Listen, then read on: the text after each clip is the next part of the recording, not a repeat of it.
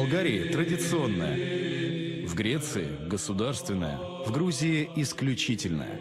Православная география обширная. Восточная Европа, Ближний Восток, Америка, Россия и даже Черный континент. На православной карте давно нет белых пятен. 250 миллионов человек по всему миру выбрали для себя именно такое правильное славление. В современном мире стран с большинством православного населения немало. Россия, Беларусь, Украина, Болгария, Греция, Грузия, Кипр, Сербия, Молдова, Македония, Румыния, Черногория.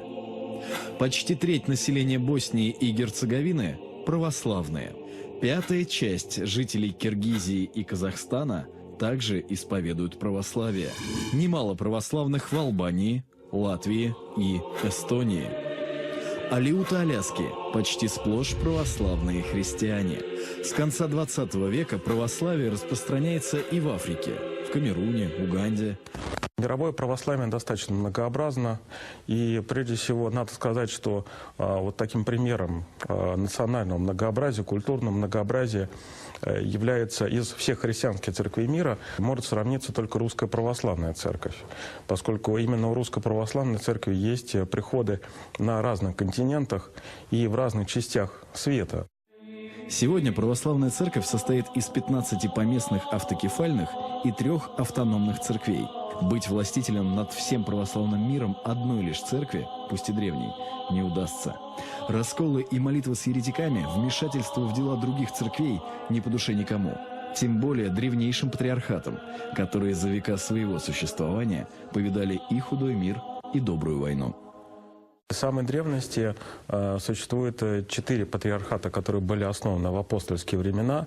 Это Римская церковь, которая затем отпала во время Великого Раскола, и патриархат Иерусалимский, который, соответственно, был основан апостолами, которые собирались в Иерусалиме и оттуда посылали миссионеров и сами уходили в разные части Римской империи.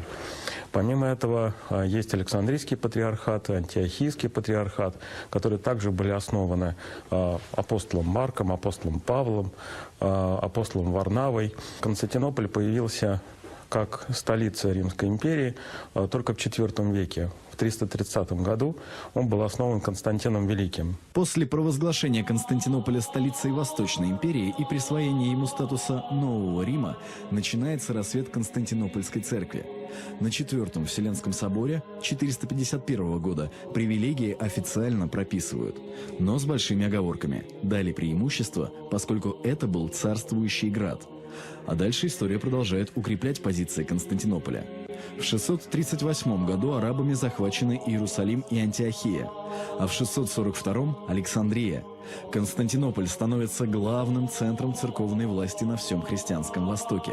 В 1054 году происходит окончательный разрыв с Римом. Раскол, повлекший за собой разделение на римско-католическую и православные церкви.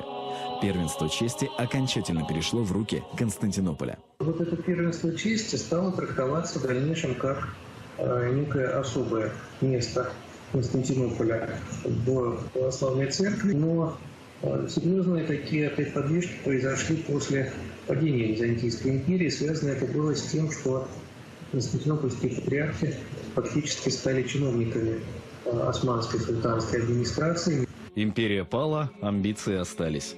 Первый среди равных Константинопольский патриархат словно забыл о сложности и многообразии православного мира. 15 поместных православных церквей лишены какой-либо зависимости друг от друга и подчиненности одна другой, хотя и расположена по старшинству в церковном диптихе. Первая пятерка которого выглядит следующим образом: Константинопольская, Александрийская, Антиохийская, Иерусалимская и Московская. И по значимости в мире, по делам и количеству приходов порядок давно пора пересмотреть. На сегодняшний момент самой большой церковью в мире является Русская Православная Церковь. Православная церковь где-то около 36 тысяч приходов, до 40 тысяч, если со всеми зарубежными приходами. Другие церкви меньшего масштаба, в том числе Константинополь, который вроде бы претендует на такое мировое влияние, но на самом деле у Константинопольского патриархата всего до нескольких тысяч приходов в разных частях света. Политически ангажированный проект Константинополя под названием «Автокефалия для Украины» всколыхнул весь православный мир. От океана до океана раздались голоса протеста. Такое грубое нарушение канонического права не могло остаться без ответа. И вскоре он последовал. Русская православная церковь разорвала евхаристические отношения с Константинопольским патриархатом, а поместные церкви по всему миру встали перед трудным выбором. Прошу вас не судить меня строго за то, что я следую своей совести в этом вопросе. Я покидаю очень щедрый и любящий приход, которому служу почти 17 лет. У меня нет другого прихода, я потерял весь свой доход, я потерял много дорогих и замечательных друзей.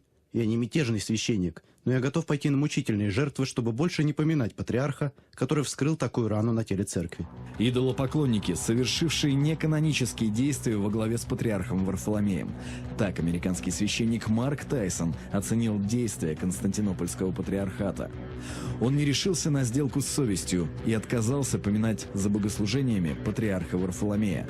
После 17 лет службы в храме Константинопольского патриархата в знак протеста Марк покинул свой приход и перешел в клир РПЦЗ. Ведь американские священнослужители, как никто, знают, каково это – получать автокефалию по всем правилам.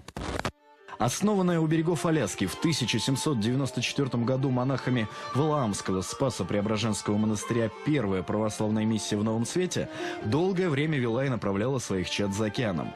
Но 20 век внес свои изменения. На несколько десятилетий связи были прерваны, все большее число приходов американской митрополии переходило в богослужение на английский язык, все более заметную часть паствы начали составлять обращенные в православие американцы, никак не связанные своим происхождением с Россией.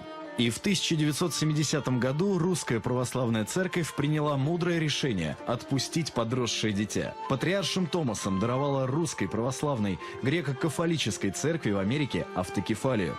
Но решение Москвы не понравилось Константинопольскому патриархату. Есть церковная дипломатия Константинопольского патриархата, которая заключается в идее первенства Константинополя над другими церквями и право Константинопольского патриархата вершить судьбы других церквей и быть, как выразился патриарх Варфоломей, своего рода координатором в разных ситуациях, которые возникают конфликтных. Повод для этого в 20 веке, собственно, дала и русская революция, тот развал, который происходил в Российской империи. В общем, Константинополь ощутил себя некоторым таким хозяином всех земель, которые так или иначе откалывались от Российской империи и где теряла власть Русская Православная Церковь.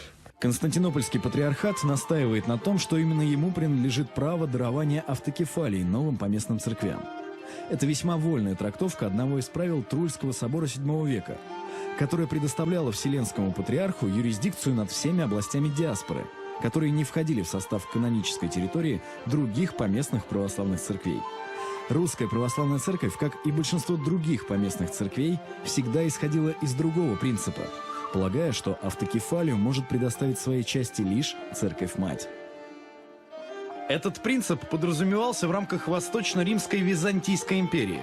К примеру, патриарх Антиохийский еще с древности назывался патриархом всего Востока, и на этом основании в свое время получила от него автокефалию грузинская церковь.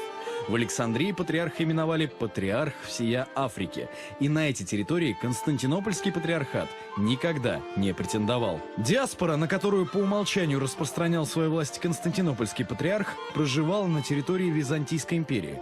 Однако в 1453 году Константинополь пал, и Византийская империя прекратила свое существование. В православном мировоззрении, в православном богословии никаких оснований для возвышения Константинопольского патриархата нет. Какова его реальная позиция в церкви, да, каково реальное положение? Действительно, Константинопольский патриархат считается первым среди равных, но это положение обусловлено только тем, что когда-то в Стамбуле находился православный император, да, и поскольку это была столица православной империи, поэтому тот патриарх, который жил в этой столице, где была его резиденция, он считался первым среди равных. Это положение чисто формальное, да, оно имеет такой, знаете, числительный характер. То есть Константинопольский патриарх упоминается первым среди других представителей поместных православных церквей. Да, но никаких особых прав и полномочий у него нет, тем более полномочий залезать на чужую каноническую территорию. И больше того скажу, когда пала Византийская империя, вообще у православного мира и у Русской Православной Церкви были все основания лишить Константинопольского патриарха этого статуса, потому что больше нет Византии, больше нет этого императора, соответственно, нет этого центра, да, и нет этого первого среди равных. Приходы Русской Православной Церкви сегодня можно найти в любой части света. Например, в Японии русская духовная миссия была основана в 1870 году. Здесь существует 3 епархии, работает семинария. В 2018 году в местечке Адзира было начато строительство первого мужского монастыря в честь святого Николая Японского. А на другом конце света, в привычно католической Латинской Америке, служат даже 2 части русской церкви – зарубежные приходы РПЦ и РПЦЗ. В Аргентине верующие не понаслышке знают, что такое раскол. Для многих таким днем стало 24 июня 1941 года. Протопресвитер Константин из Ростцов, много сделавший для православия в латиноамериканском регионе, после окончания службы призвал верующих помолиться о победе немецкого оружия над безбожным сталинским режимом. Паства возмутилась и через митрополита Алиутского и североамериканского Вениамина обратилась к патриаршему местоблюстителю Сергию с прошением об учреждении в Аргентине архиерейской кафедры, и просьба была услышана. Русский мир, он многонационален, и это всегда подчеркивает сам патриарх Кирилл. Но помимо Русской Православной Церкви нельзя сказать, что, например, Александрийский патриархат, Антиохийский, они сохраняют свое влияние на Ближнем Востоке, но при этом есть достаточно большие приходы в Африке. И одна из тенденций второй половины XX века – это бурное развитие православия в Нигерии, в Конго, в Эфиопии, где есть масса приходов со своими православными священниками из числа местного населения. И это создает такой необходимый, что ли, национальный колорит. Необходимый для чего? Для национальной миссии, для того, чтобы вот эти африканские народы приходили к вере, и православие становится для них близкой верой. Огромная, разноцветная, многообразная карта православного мира открыта для всех. И, казалось бы, националистическим идеям на ней нет места. Политически обусловленное стремление иметь во что бы то ни стало отдельную церковь в отдельной стране называется этнофилитизмом и осуждено как ересь. Интересно, что это осуждение было провозглашено на соборе, который состоялся в 1872 году именно в Константинополе. Но современным украинским раскольникам и нынешним стамбульским иерархам, судя по всему, очень не нравится об этом вспоминать.